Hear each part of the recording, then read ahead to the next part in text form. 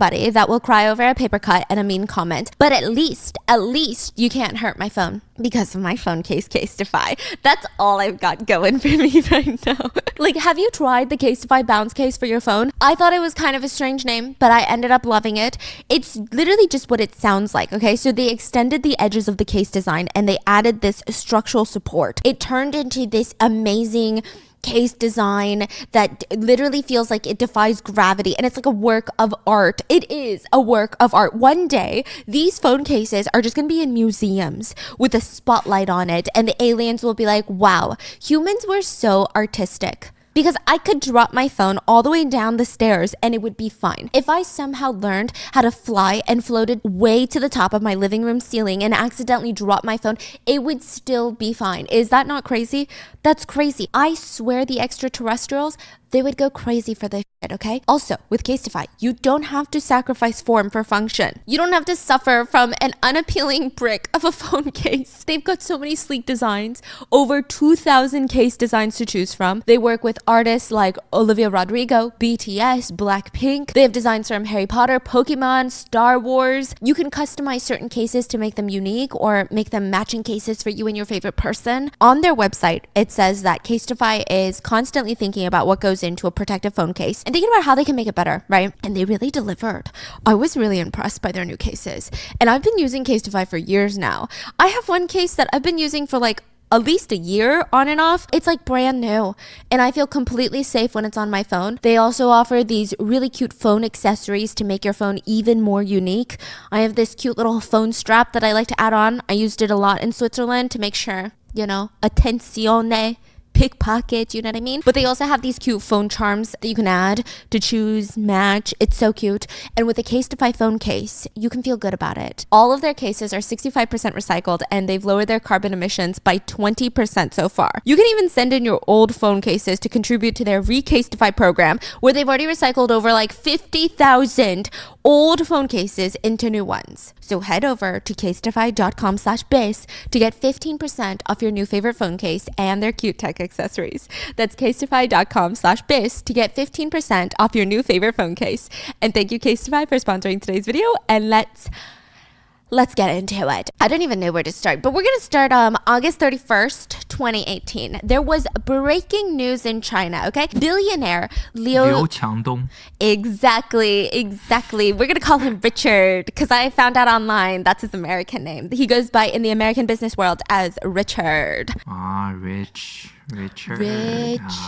Yeah, that's interesting because I was like, where did he get Richard from? Because usually, at least for Koreans, it's similar, right? Yeah, it sounds similar. So if your name is like Chisu, then you might come here and be like, oh, okay, I'll just use Jamie. Like, it's like at least the same J, right? He is the billionaire CEO of one of China's largest retailers. August 2018, he gets arrested in the United States on charges of the R word. Instantly, this guy loses a few $1 billion because the share prices for his company start absolutely plummeting. Imagine the CEO gets arrested in a foreign country. You guys have beef in this country. And he gets arrested for R word, like not even insider trading, not even white collar crime, the R word. Oh my gosh. People's minds start exploding. And there are two versions of this story. And it gets so complicated later, but let's start with the two versions. The first version goes, while billionaire Richard was out on this business meeting in United States, he runs into a 21-year-old university student by the name of Jay. Well, Jing, but we're going to call her Jay. And we don't know if they knew each other prior to this. We don't know if she was introduced to him by a business partner or like a friend of his. Like, we don't know the connection between them. But they end up going out to an event. Jay claims that she was drunk out of her mind. And she alleges that billionaire Richard took advantage of her vulnerability, went back to her hotel room with her, and asserted himself on her. Huge news. If this story turned out to be true, a Chinese billionaire facing serious charges in the US, his company would most likely take a massive hit. And it's really hard to say how many lives would have been directly impacted. Like maybe they would have done budget cuts and there would have been massive layoffs in his company. And then all these like not rich people would be affected. The implications of this were huge. But there is another version of events. presented by billionaire Richard himself. He stated, yeah, no, that's not even what happened, okay? He said, first of all, Jay is the one that kept begging me to go back to her hotel room. She was like insisting. She was dragging me back to her hotel room. I mean, obviously not consensually, but she was pulling on my arm, you know? She was, come on, let's go, leading me like a little baby duck. And so I went. And she just kept apologizing about how dirty her little hotel room is. And then she was like, you should take a shower. So what do?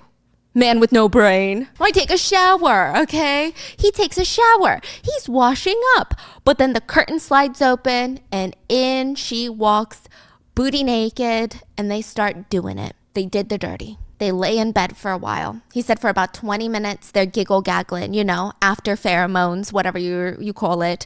They're talking about life, chit-chatting. All of a sudden, dun-dun-dun, knock on the door. It's the police. Open up. Shut the front door. And she went from being like, oh yeah, so when are you going to go back to China? To being like, oh my God, he wanted me. This is his story, okay? This is his story. Whoa. It was absolutely insane. And what's crazy and upsetting about this case, we're going to get into it later, there's actually a bit more evidence to back up his version of events. And the courts would actually dismiss all the charges against him. But here's the thing. Even if billionaire Richard, his version of events is true, the company was still tanking. He would not be facing criminal charges. Oh, he's married. Yeah, but his company could still fail miserably. He could be forced out. He could lose even more billions of dollars, all because it's not because billionaires aren't allowed to have one-night stands, right? But he's married and he's got a kid and he had a very public love story, incredibly public marriage with a woman who's pretty public. She's like a public figure. She's probably at one point the most famous influencer in China. Yes, and they got married like a year and a half to 2 years ago. So it's not even like they've been married for a really long time. Not that that excuses anything, okay? But there is also a saying in China. Do you know the saying? Which one? Because I texted it to him. 家丑不可外扬. Yeah. And then he goes, why did you text me this? And I said, no reason. And then he's like looking at me all crazy. I'm like, just keep it in mind, all right? Keep it in mind. Basically, they say in China, the biggest embarrassment is not actually the downfall of one's business. It is the downfall of your family unit. So this saying is no matter how fucked up your family situation is, you don't bring it outside the house. You don't tell anybody about it, okay? And then yesterday I got the text message. I'm like, what are you talking about? What? It's like a threat, you know. Don't spread it out. Don't spread around the dirty laundries. And I refuse to tell him why. And he's just looking at me so confused. I'm like, don't worry about it, kiddo. So anyway, it's a very bad look. And his company shares dropped 10% the first 2 days the news dropped. Do you know how much 10% is? He lost $7 billion in 2 days. Be like a billion. And it seemed like the only one that could pull him up, that could stop the share prices from dropping, that could stop a whole economy basically from having a show over this, was his one and only beloved wife. Dun, dun, dun. Would she do it? Bubble girl. Bubble girl? Oh, boba girl. So let's talk about both parties of the marriage so that we can better understand what kind of relationship this even was. Like, is this a financial arrangement? Was this an arranged marriage? Do they actually love each other? Like, what is it? Was it love at first sight? What's going on? Just keep this in mind. We kind of stan Boba Girl. She's controversial, but I don't know why I stan her. And maybe it's because I don't know every single controversy about her, but she seems cool. She seems really cool. Boba Girl is the billionaire's wife, and she is literally called the Boba Girl because a picture of her went viral the last day of high school. And it looked so casual. It's not even her high school picture. So basically, she's got her backpack on. Everyone in class is standing up, and she walks into class holding a boba. And she said she was holding a boba to celebrate that high school was over. And her friend takes a picture of her. She doesn't even have makeup on.